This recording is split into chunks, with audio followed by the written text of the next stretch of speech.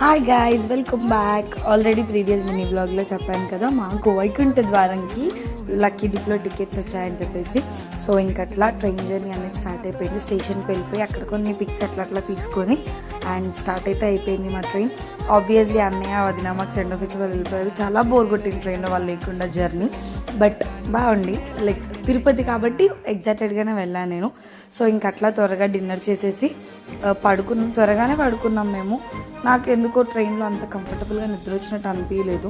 So and ఇంకోటి ఏంటంటే, మేము టికెట్స్ మాకు ముందు రోజు బుక్ అయ్యాయి కాబట్టి అంత ప్రాపర్గా ప్లానింగ్ కూడా లేదు మాకు. బికాజ్ లక్కీ డిప్లో టికెట్స్ వచ్చాయి కాబట్టి టికెట్స్ బుకింగ్కి మాకు అంత స్కోప్ లేకుండే.